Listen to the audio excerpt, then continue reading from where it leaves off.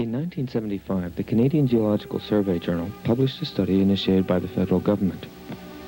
In it were described the areas around Pugwash, Nova Scotia, where well waters were found to have unusually high contamination by radon gas and uranium. Despite the fact that the levels were above those recommended by the Federal Department of Health and Welfare, the most significant result of the study was that it heralded an unprecedented uranium rush of mining companies exploring for the element in Nova Scotia. By 1981, 45 companies had licenses to explore for uranium in the province. The most active of these were 11 companies who had made 21,000 claims covering an area of over 800,000 acres. It was not until 1979 that the government began to draft guidelines to prevent exploration activities from causing atmospheric and water supply contamination.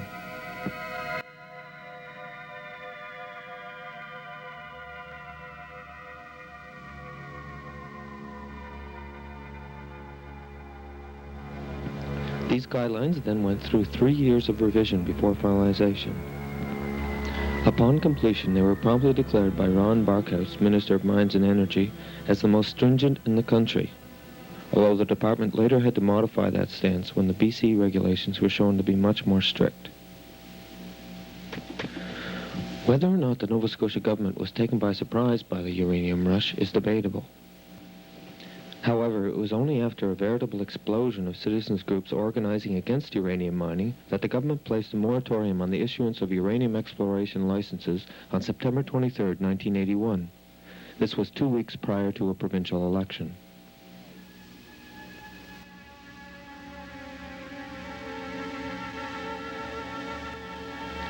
By this time, the companies had a general idea that uranium possibilities were good in Nova Scotia. Of the companies exploring for uranium in Nova Scotia, there were 3 major multinationals who appear to have made significant discoveries. Gulf Minerals, a subsidiary of Gulf Oil, has a find in the Cobequid Mountains near the Wentworth Valley.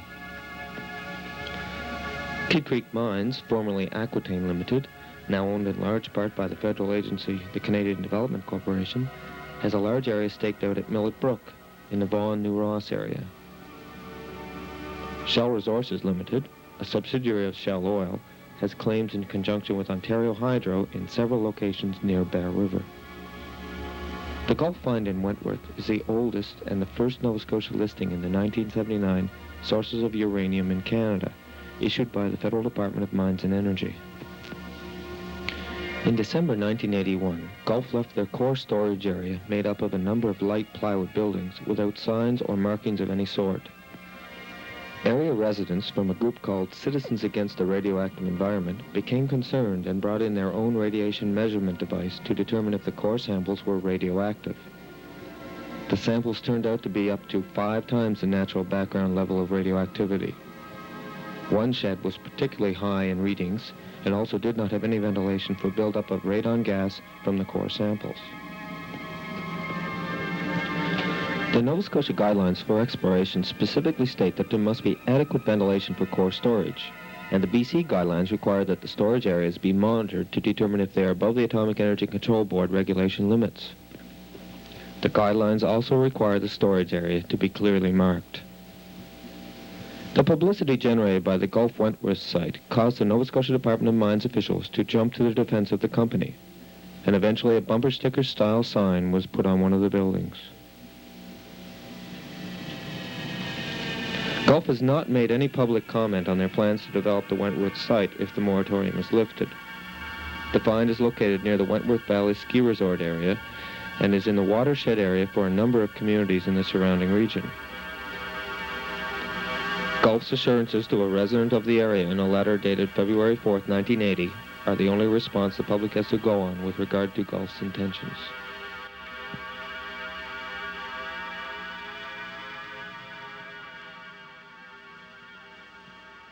Kid Creek Mine's discovery at Millet Brook near Vaughan, Hants County, is thought by many to be the most commercial find yet in Nova Scotia.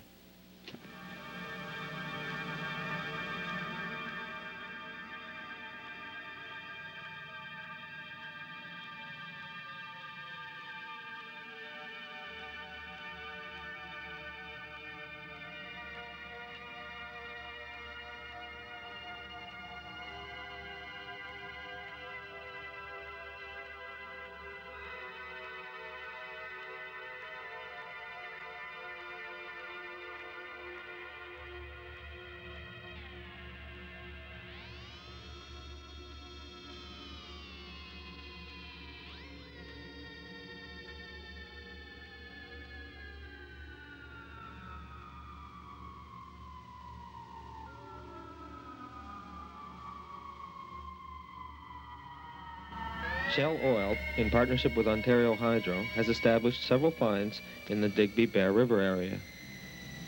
The largest of these is at Lansdowne, about 3 miles from Bear River.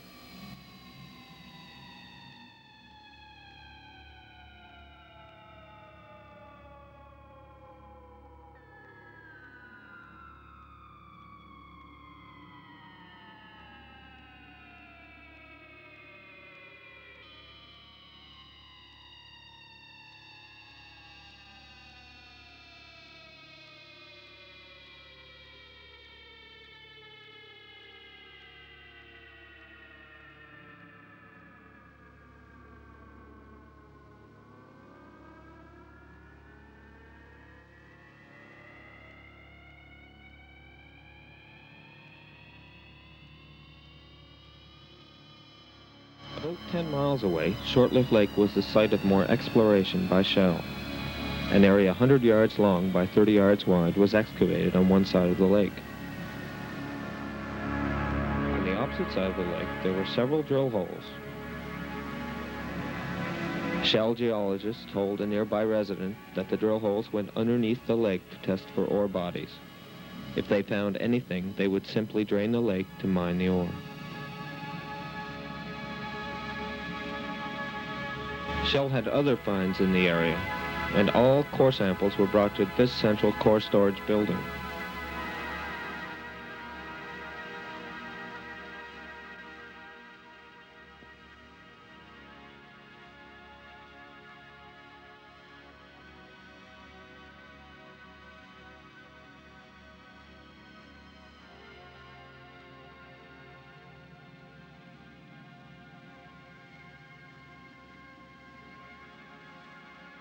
On November 13, 1981, at a meeting with the Bear River Board of Trade and invited businessmen, Shell Resources outlined a proposal for starting a uranium mine near Bear River.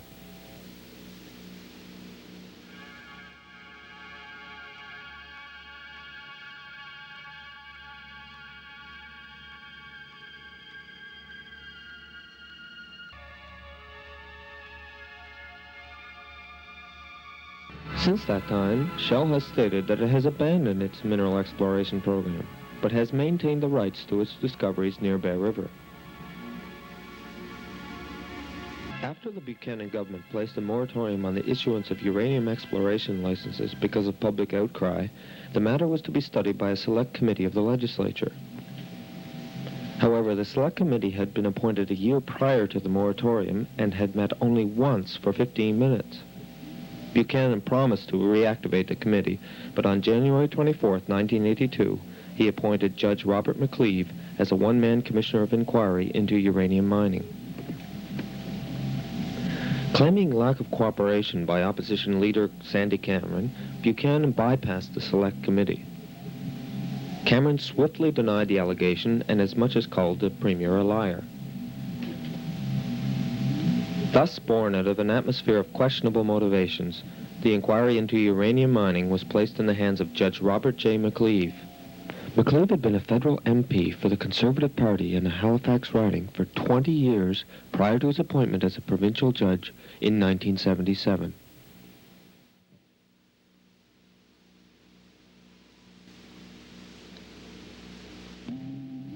In 1980, he was appointed by Buchanan as the chairman of the Labor Relations Board, just prior to its ruling in favor of the notorious Michelin Bill. The bill effectively prevented the unionization of the two Nova Scotia Michelin tire plants, after assurances from Michelin that they would construct another Nova Scotia plant if the bill was passed.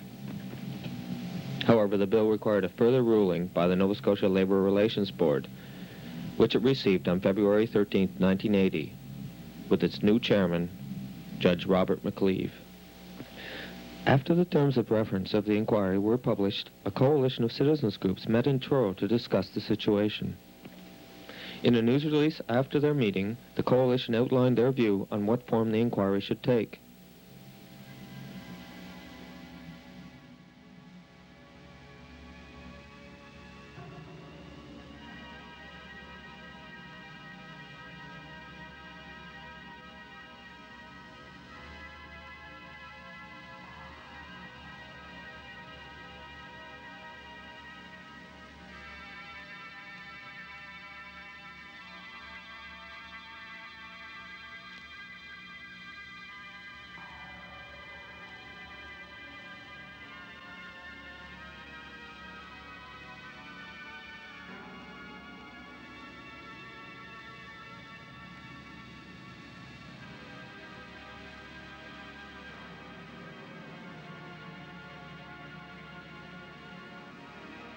Judge McCleave gave his response to the suggestions.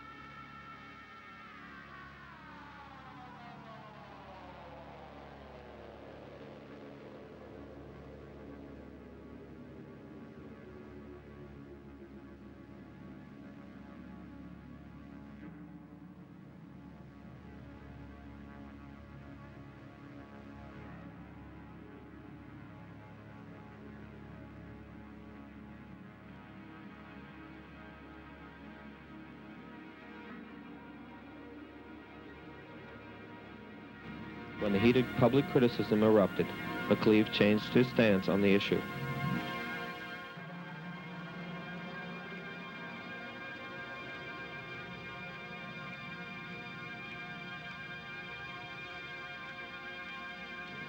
The inquiry then went into the first phase, with groups and individuals submitting oral and written briefs. McCleave seemed surprised at the response of the province, terming it the New Nova Scotia, as over 200 groups indicated that they wished to make submissions to the inquiry. McCleave held meetings in many areas of the province, and the response was overwhelmingly against uranium mining. As of August 4th, 1982, close to the end of the first phase, the score was 149 briefs against and 10 pro-uranium.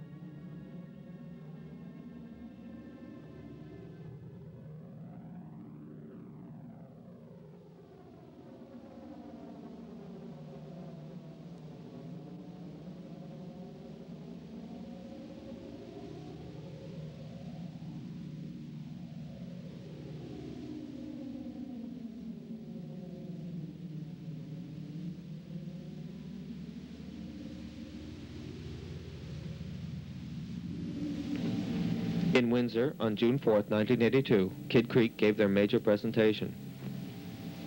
With a 20-foot rear projection screen, the company's president chaired a 6-hour lecture slideshow. Speakers included many of the company's high-level management outlining their methods of mining, milling, and tailings management.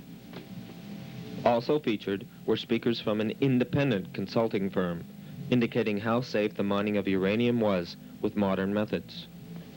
These same consultants were brought in by Shell at their meeting in Bear River. They were also brought out to BC in the ill-fated attempt by Denison Mines to open a mine in Clearwater, BC in 1979. Kidd Creek Mines made clear their intentions to mine uranium if the Nova Scotia moratorium is lifted. The tenor of their submission was that they needed more exploration time to determine the extent of the ore body. But they were optimistic that an operation at Millbrook, similar to their mines in France, would be a profitable venture. The percentage of uranium in the ore was similar to their French mines, and although this was low-grade ore, the size of the find would make it commercially viable. According to an industry study in 1980, all known supplies of uranium will run out shortly after the turn of the century. Therefore, the companies must continue their search for the metal in order to guarantee their existence and also the future existence of the nuclear industry.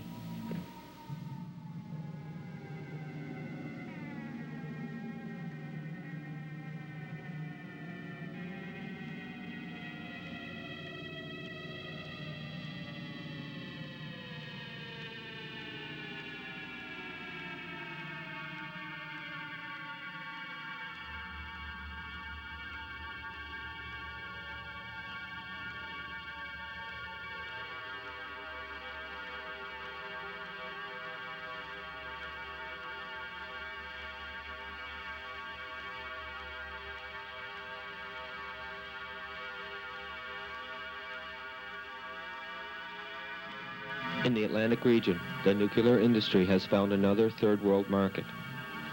With the nuclear power plant at Point Lepreau, New Brunswick coming on stream, uranium could find an easily accessible local market. In Moncton, New Brunswick, the Canadian flag is proudly flown outside a nuclear fuel processing plant, which manufactures fuel rods for CANDU reactors such as Point Lepreau. The plant is currently producing fuel rods for a CANDU plant starting up in Argentina.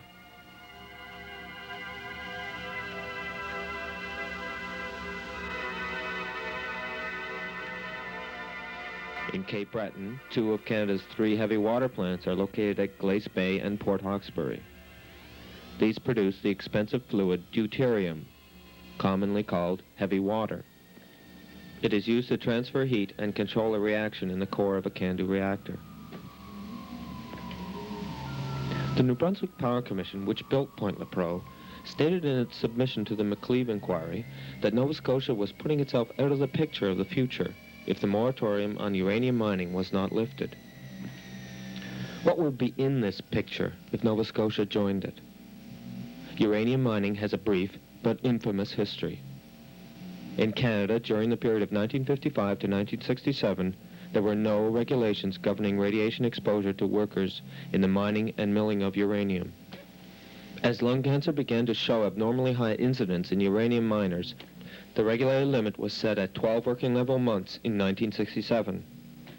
In 1972, the limit was lowered to 8 working level months. In 1973, it was reduced to 6, and in 1974, it was finally lowered to 4. In 1974, the Ontario government appointed James M. Ham to conduct a royal commission on the health and safety of workers in mines. After the 2-year investigation, the Ham Commission reported that the uranium miners in Ontario showed a lung cancer rate that was double that of the general population. It also stated that the workers were never informed of this developing situation. Other studies of U.S. uranium miners have indicated that the rate there may be as high as 10 times the general population. In 1980, the U.S. National Institute for Occupational Safety and Health issued a report asking the U.S. Department of Labor to reduce significantly the permitted exposure limit for uranium miners. The report states that the full effects of radon exposure may have been underestimated, and there appears to be no margin of safety associated with the present standard. It is suggested that the limit be reduced from 4 working level months to 0.7 working level months per year. It now seems unlikely that the Canadian government will lower radiation exposure limits to uranium miners because of a recently adopted policy called the ALARA principle.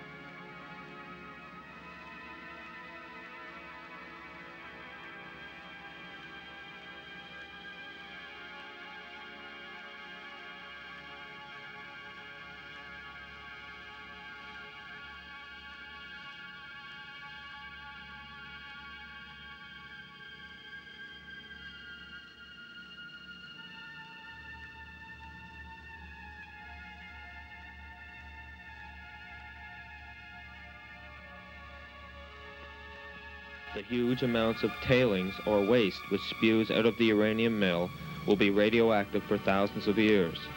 These must be put in ponds where the processing acids and radioactive elements such as radium settle to the bottom.